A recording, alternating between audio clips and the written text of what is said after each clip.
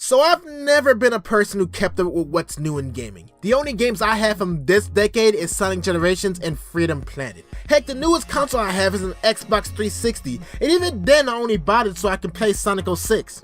And yet I'm the one who got played. So this year I made a resolution to get some more games from this decade to get more in touch with the current gaming generation. So far I've only gotten my hands on Assassin's Creed 3, Batman Origins, GTA 5, Pokemon X and Omega Ruby, and of course Saints Row 4. And I wanted to talk about Saints Row 4 because it is indeed a strange little game that stands out in my mind. And there are many things about this game that would make this my second favorite game from this decade, behind generations. But I'm pretty much rambling at this point, so let me get to the point. Point blank, Saints Row 4 is an amazingly unique game. One of the most unique mainstream games I've ever played. Right off the bat, you start on what I thought would be another generic shooter, like with Call of Duty 3 on the Wii. But then I become President of the United States before getting abducted by aliens and jacked into a simulation where I'm starring in my own 60s sitcom. Leave it to the Saints!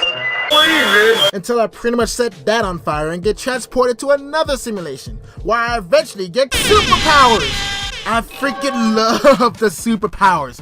It makes wandering the streets of Simulation City so much fun. I mean, I could run fast, jump really high, punch really hard, shoot ice from my hands, lift stuff with my mind, set myself on fire. It's awesome!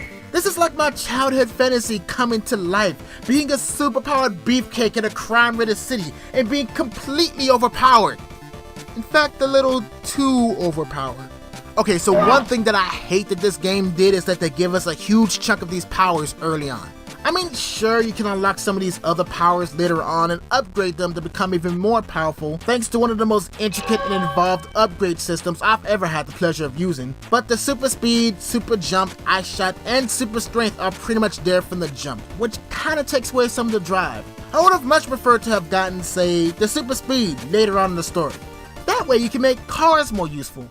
Seriously, there's like no point in getting into a car. Why would you ever confine yourself to the road while watching out for cars at a moderate speed with imprecise drifting when I could just run through the cars and leap over buildings at amazing speeds in order to get there in half the time? Especially since, unlike GTA, I can listen to the in-game radio whenever I want, not just when I'm in a vehicle. The only time I would ever get into a car is during a mission where I'm unable to use my powers and I'd have to rely on guns, which is a good way to add challenge without it feeling cheap or artificial.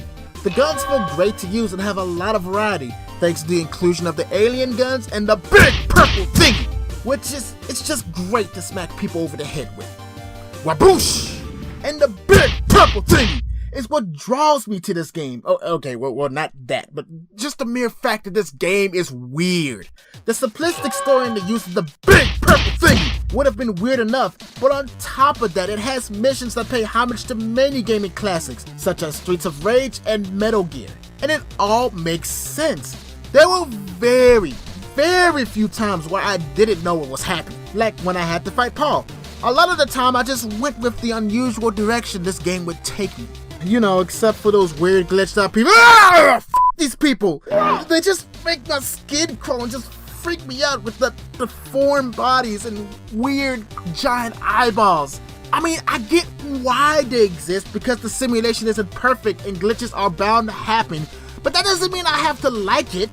In fact, calling in other people is pretty useless. While they are competent and they don't really get in the way, there's no reason for me to use them when I'm powerful enough to take on an entire army with just my 2 alien pistols and the big purple thingy.